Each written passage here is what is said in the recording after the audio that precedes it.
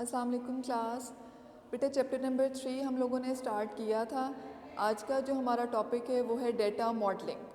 तो सबसे पहले हम इसकी डेफिनेशन देखते हैं कि डेटा मॉडलिंग क्या है।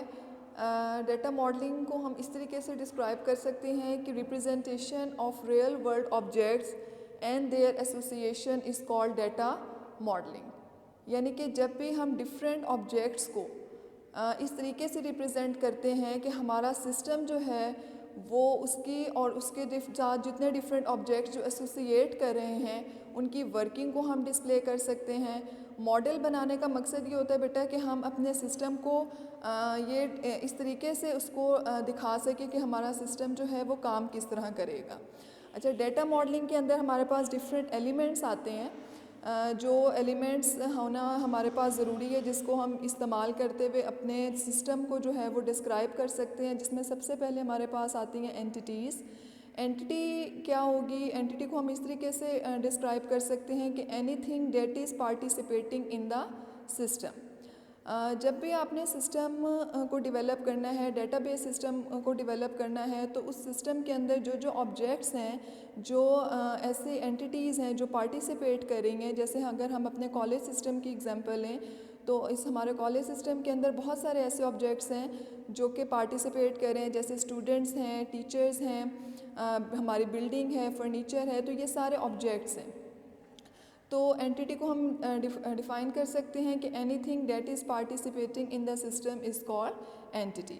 अच्छा, जब हम एंटिटी की बात करते हैं बेटा तो एंटिटी के साथ हमारे साथ आ जाते हैं एट्रीब्यूट्स।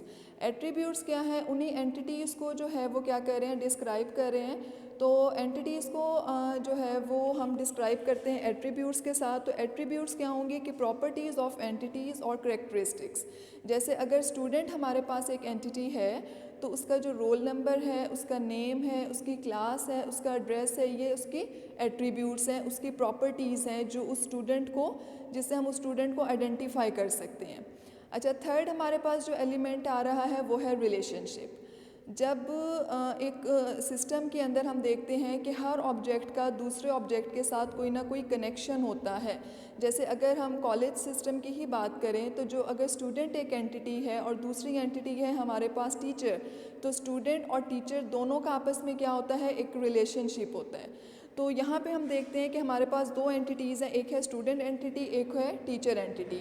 अब स्टूडेंट और टीचर के दरमियान किस किस्म का रिलेशनशिप हो सकता है? टीचिंग का। यानी कि हम कह सकते हैं कि a teacher teach a student. एक टीचर जो है वो टीचर स्टूडेंट को क्या करता है, पढ़ाता है। और हम जो भी रिलेशनशिप बनाते हैं, आपने इस बात का ख्याल रखना है कि वो बाई डायरेक्शनल होते हैं। बाई डायरेक्शनल मीन्स कि वो दोनों साइड्स पे आपने उन रिलेशन को देखना है। जैसे अगर हमारे पास एक एंटिटी स्टूडेंट है और दूसरी टीचर है, तो हम ऐसे कर सकते हैं कि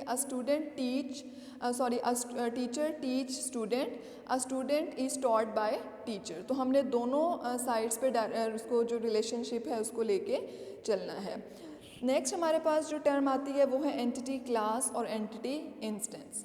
हमेशा जब भी आपने रिलेशनशिप बनाना है तो वो एंटिटी क्लासेस के इंस्टांसेस के दरमियान बनाना है। जैसे अगर स्टूडेंट हमारे पास क्या है, एक एंटिटी क्लास है और उस एंटिटी क्लास का जो हर स्टूडेंट है, जैसे अब्दुल्ला है, ठीक है, अगर हमारे पास फॉर एग्जांपल हम कहते हैं कि कंप्यूटर की क्लास है और उसमें 50 स्टूडेंट्स हैं, तो स्टूडेंट जो है वो हमारे पास एंटिटी क्लास होगी और उसके जो 50 स्टूडेंट्स हैं वो हर स्टूडेंट क्या होगा, उस एंटिटी का इंस्टेंस होगा, उस एंटिटी का मेंबर होगा। तो ये इम्पॉर्टेंट टर्म्स हैं। जब भी हम लोगों ने डेटा मॉडलिंग करनी है, डिफरेंट ऑब्जेक्ट्स को हमने रिप्रेजेंट करना है, तो हमारे पास इन एलिमेंट्स का होना ज़रूरी है।